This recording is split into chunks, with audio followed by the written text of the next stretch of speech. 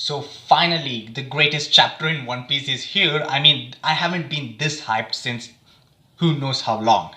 One Piece chapter 1084 is here and we are going to talk about it. So of course, spoiler alert if you're not caught up with One Piece. But before we begin with the full breakdown, I would like you guys to subscribe to my channel. And if you could get me to at least 450 subscribers by the end of this month, I'd be really grateful to you. So without wasting any time, let's get into this grandiose of a chapter.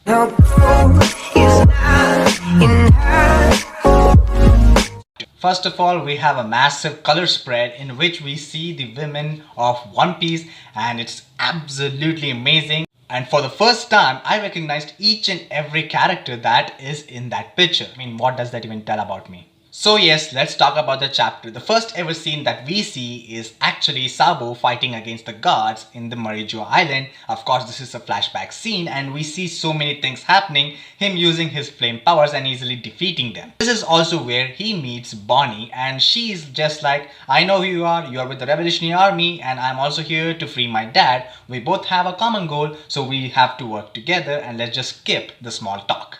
Of course, during this fight, Sabo somehow got the keys to Kuma's handcuffs and now he's headed to there. But suddenly Morley arrives and he gives the key to Morley to free Kuma. And they have other things to do.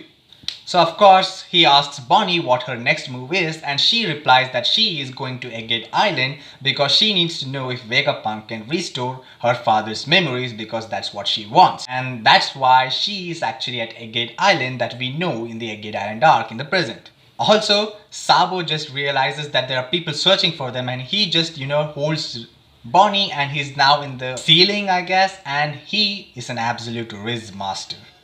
I mean, just look at that panel, it's amazing. When the anime episode comes out, people are going to be like, Sabo x Bonnie. I mean, that's what internet does. But the real interesting thing is that because Sabo and Bonnie vanished, the knights are actually thinking that it's because they saw the Phantom Room. And we don't even know what the Phantom Room is. Is it the same room that Imu-Sama always lives? There are crazy things there that even everyone in Marijoa are actually scared of it. Sabo listens to this and I think he is going to go there. It will be an amazing showdown with Imu-Sama. Speaking of Imu-Sama, there are so many reveals that's going to happen in this chapter, so if you're still watching it right now, subscribe. So then we have a panel where, King Cobra is actually in front of the 5 Gorosei who are literally standing intimidating in front of him. And he's talking about it. And in the background, we see the empty throne and in front of it are exactly 20 swords. I mean, I counted. It might be 19, but I'm not really sure because there is one sword which particularly looks like a pillar, so I don't even know if it's a sword or a pillar. This is when King Cobra actually puts us a lore dump where he talks about the actual history that 800 years ago, these people came, 20 families actually unified the world and kind of started ruling over them. And 20 of them, started living on Marijoa Island, and then we see this happening right now. And just because all 20 have to be on equal footing, they made this empty throne and made them put their swords there because it just has to signify that no one is above anyone and they're all on equal footing here. So of course the empty throne was made. And I do like the symbolism, but it's really weird that this actually happened. And another great name reveal happens in this chapter too, and that being of Lily Nefertiti, or Nefertiti Lily. Because he's here and he wants to know about Nefertiti Lily. She was one of the 20 founding members of the Celestial Dragons, but she chose to go back to Alabasta and stay there as a sovereign. Great that she actually kind of looks like Vivi and her name, which is written as L-I and L-I, it's almost just the same like Vivi. This is going to be amazing reveal, the way we are going to know about Joy Boy and Lily and so many stuff happening in the White Century. I really want to know what's happening. And here's the weird part that Cobra talked about, and that is Lily's name is not mentioned in any of the ancient texts that he has. It's like she was erased from history, just like the Gorosei actually talk about how erasing people is just like their thing. And that's what Cobra actually wants to know in here. Of course, the Gorosei keep refusing anything. They actually act as if they don't know anything. They keep declining any of the accusations that King Cobra makes on them, as we are shown actual King Imu standing in the same garden type area in the Marijoa castle. This is when King Cobra goes ahead and says it. He asks, what is the will of D then? This name that's been passed down on history, what is it?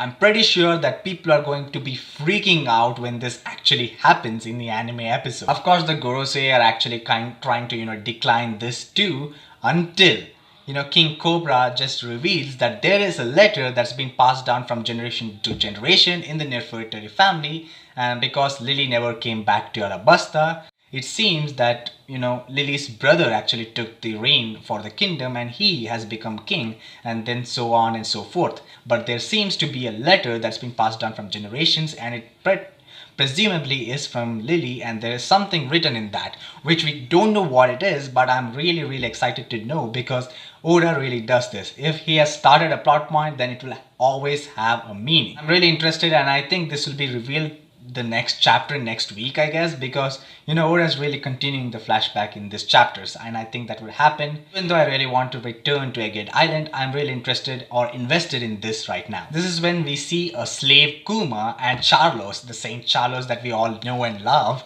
actually captures Shirahoshi, and Shirahoshi is screaming for her life, and Charloss is jumping and dancing the same way he did when he captured Kami, the mermaid. He asks his permission if he can actually beat down Charloss, and of course Mosgard actually says, okay, please hit him, I don't really care, I'll take the whole responsibility. Even Charloss is like, you were the one who actually punched me in the face, you hit me, so yes, kill him Kuma.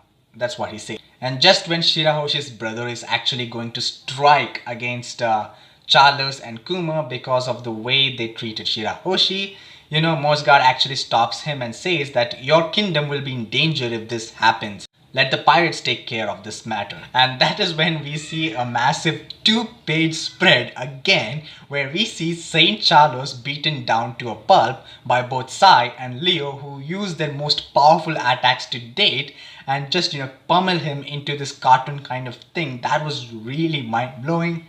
I'm telling you, this episode is going to be amazing when it comes in the anime. People are going to have the most satisfying punch 2.0, even though this isn't technically a punch.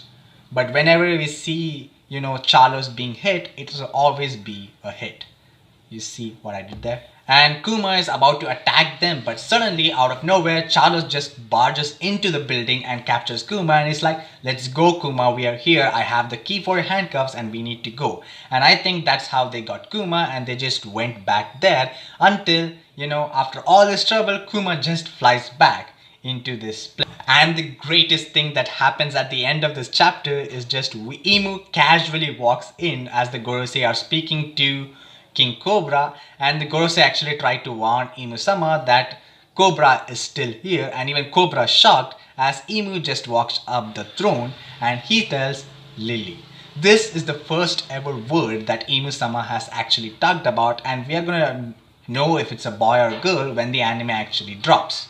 Or if Oda just reveals his face way sooner than the anime episode drops. But this is the first time that we see this nameless, overpowered character actually speak, and people are going to freak out when the anime episode comes. And yes, we finish off with the grand last panel where we see Imu-Sama sitting down on the empty throne and Cobra is actually watching it. That just basically means that Cobra is already dead. I mean, we do know that he's dead, but you know what I mean. So overall, I think this chapter was an amazing chapter, and I wish that Oda writes every chapter like this.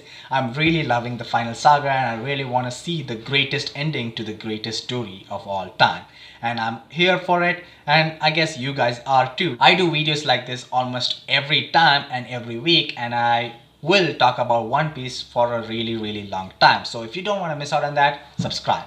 I'll see you guys in my next video. Till then, sayonara guys, sign out.